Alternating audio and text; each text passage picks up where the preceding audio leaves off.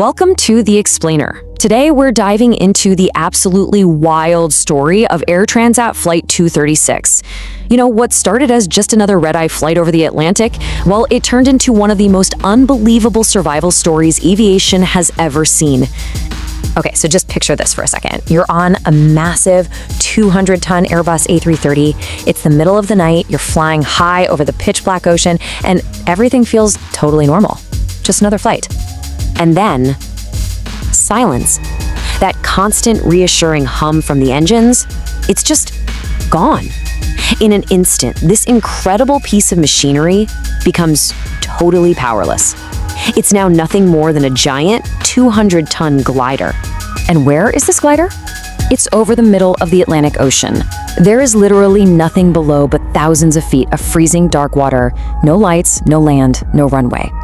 And get this, nothing like this, an airliner losing all its fuel to a leak, had ever happened before. Ever. So you've got 306 people on board, 293 passengers and a crew of 13.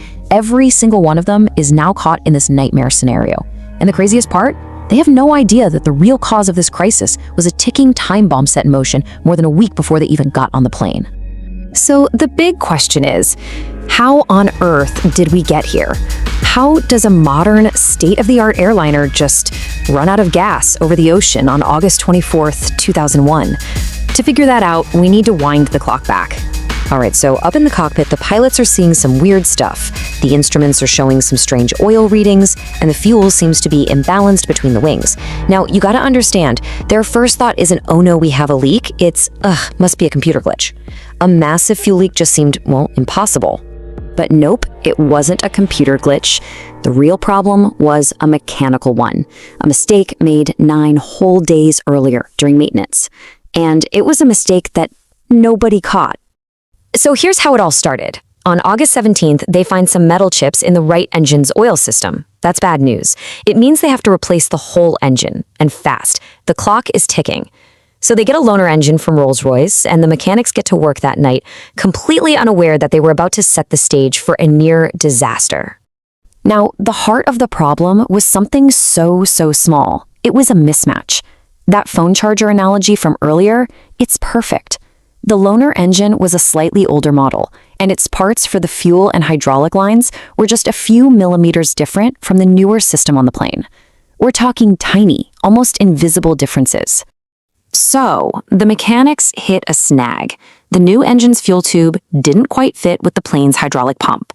And wouldn't you know it, the pressure is on and their computer network is down, so they can't even pull up the official Rolls-Royce manual. What do? They improvise. They take a shortcut, mixing and matching old and new parts, which was a huge no-no directly against the manufacturer's rules. Okay, so that one tiny short part on the ground, it's about to lead to a massive, critical mistake up in the cockpit, thousands of feet over the ocean. See, over the next 9 days, on every single flight, those two mismatched tubes were just vibrating against each other, rubbing and grinding. Eventually, a crack forms. And boom, a massive fuel leak. We're talking 13 metric tons of fuel per hour. And here's the really scary part. The plane had no specific warning light or alarm for a fuel leak. The pilots had no idea what was really happening. They were flying blind. So, when the crew sees that fuel imbalance warning, they face a crucial choice.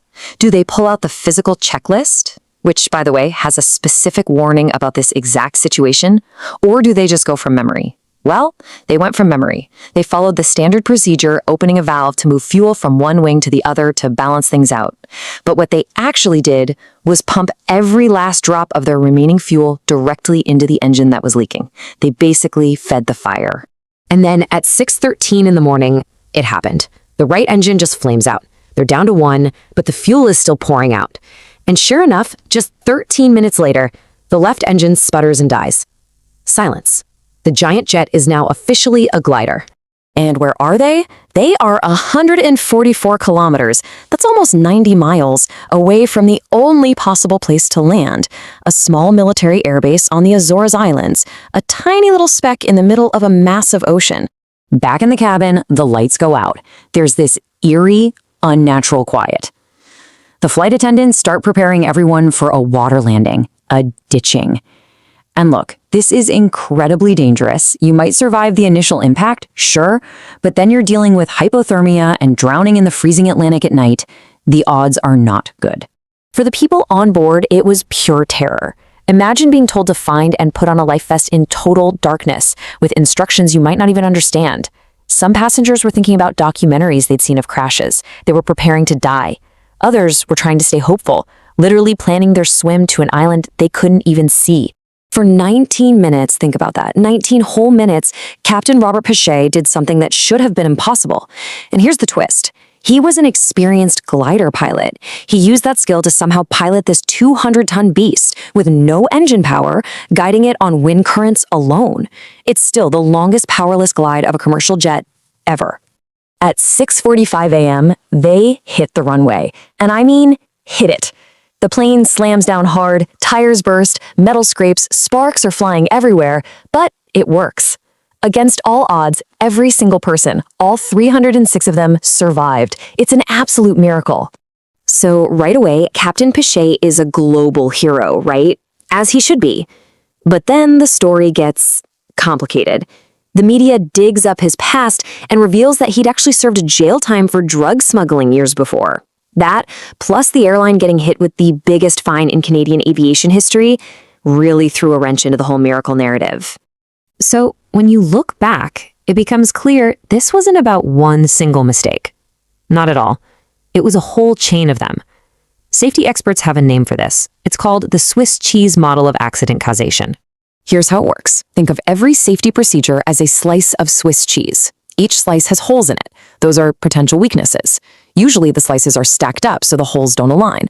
But on this flight, you had a maintenance shortcut, a manual that wasn't read, a plane without a critical warning system, a pilot skipping the checklist. One after another, all the holes and all the slices of cheese lined up perfectly, creating a straight path to disaster. You know, the story of Flight 236 is an amazing story of heroism and survival for sure, but it's also a terrifying lesson in how systems can fail. It shows you how a little bit of pressure, a tiny design flaw, and a few questionable human choices can all combine to create the perfect storm. And it leaves you with this really unsettling question. How many of those little unseen errors are lining up right now in the complex systems we trust with our lives every single day?